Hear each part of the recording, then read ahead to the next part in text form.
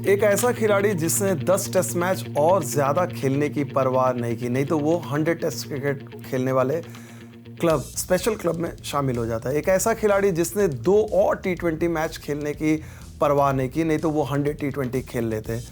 दरअसल हम बात कर रहे हैं महेंद्र सिंह धोनी की। एक ऐसा खिलाड़ी जिसने क्रिकेट हमेशा अपनी शर्तों पर खेली और दिल के हिसाब से खेला। जब उन्हें लगा कि इंडियन टीम की कप्तानी छोड़नी है, उन्होंने कप्तानी छोड़ दी, विराट कोहली को थमा दिया। उन्हें लगा कि अब उन भारतीय क्रिकेट को देने के लिए उनके पास काफ़ी कुछ नहीं है, तो उन्होंने छोड़ दिया। लेकिन चेन्नई सुपर किंग्स के साथ धोनी का क्या रिश्ता है? क्या ऐसी मजबूरी है या क्या ऐसी वजह है कि जिस धोनी को लेकर, धोनी की जो सीएसके की सबसे बड़ी पहचान कहें, धोनी बन गए थे, आज धोनी सीएसके फैंस की नज़रों में विलेन क्यों बन रहे हैं? क्यों ऐसा लग रहा है कि भाई नहीं, धोनी अपनी क्रिकेट को खींचते हुए नजर आए? क्या इन बातों में सच्चाई है? दरअसल आप जब भी ऐसे टॉपिक्स पे आते हैं तो मुझे ख्याल आता है कि ग्लास इज़ हाफ फुल और हाफ एम्प्टी।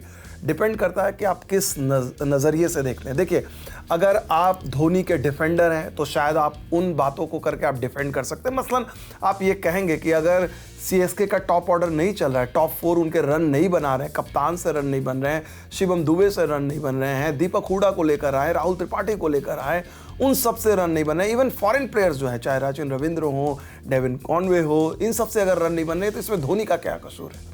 सीएसके की सबसे बड़ी स्ट्रेंथ क्या थी? स्पिन अटैक, स्पिन चोक। अगर देखा जाए रविंद्र जडेजा और रविचंद्रन अश्विन की जो वापसी हुई जोड़ी के तौर पर, उनको साथ मिला नूर अहमद का, ऐसा लगा कि ड्रीम स्पिन अटैक है उनके पास। एक नया आप मिस्ट्री स्पिनर नूर अहमद, जडेजा और अश्विन की जोड़ी, क्या चाहिए? और स्पिन ट्रैक चेन्नई का। लेकिन इस तिकड़ी को आपको किसी भी मैच में 12 ओवर डालने का मौका नहीं दिया। ओपोजिशन जानता था कि ये चेन्नई की एकमात्र सबसे बड़ी स्ट्रेंथ है और इसी को इन्होंने अटैक किया। तो यहाँ पर क्या धोनी का कसूर है? तेज़ गेंदबाज अगर देखा जाए, सीएसके के पास हमेशा बेहतरीन तेज़ गेंदबाज रहे, खासकर नई गेंद से। इस बार सीएसके के उस फ्रंट पे भी सीएसके आपको एकदम बिल्कुल लाचार नज़र आती है। यहाँ पर धोनी का क्या कसूर है? ये अगर आप सोचेंगे, आपको लगेगा कि यार खामखा धोनी पर जो है सब कोई जो है ठीकरा फोड़ रहा है, और शायद उन्हें सोचना चाहिए। शायद धोनी सोच भी रहे हों, क्योंकि अगर टीम के लिहाज से देखा जाए, स्टीफन फ्लेमिंग ने बार बार कहा कि धोनी का एक रोल है।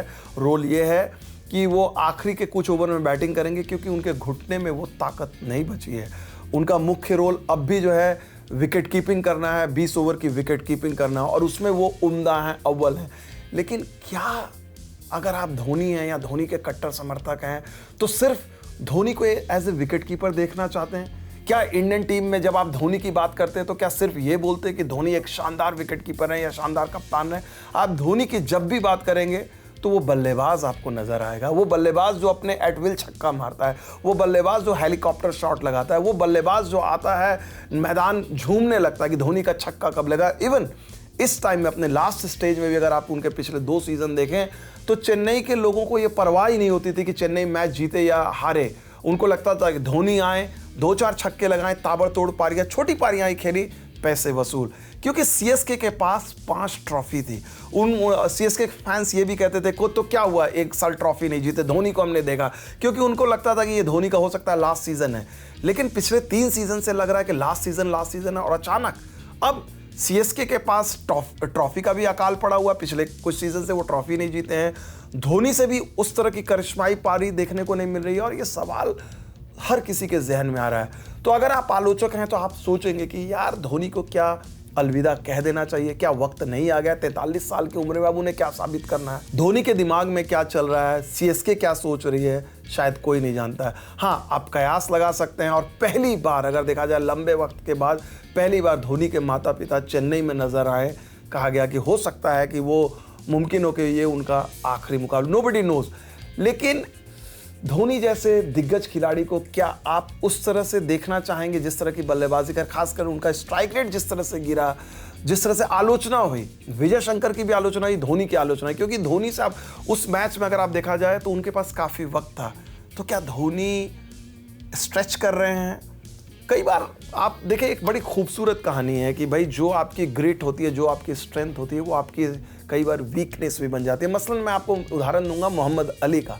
मोहम्मद अली, जिनको greatest sports person of all time कहा जाता है, और जब उन्होंने चैंपियन बने थे, हैवीवेट चैंपियन बने थे। उसके बाद अगले कुछ साल तक वो बॉक्सिंग की दुनिया से बाहर हो गए थे, वियतनाम वॉर के चलते 3-4 साल। तो 6-7 साल के बाद वो बॉक्सिंग की दुनिया में आए और जो फ्रेजर के साथ जो उनका मुकाबला हुआ, जिसको मुकाबला ऑफ द सेंचुरी कहा गया, वहाँ पर उन्होंने तमाम चीज़ों को डिफाई करते हुए वर्ल्ड चैंपियन बने।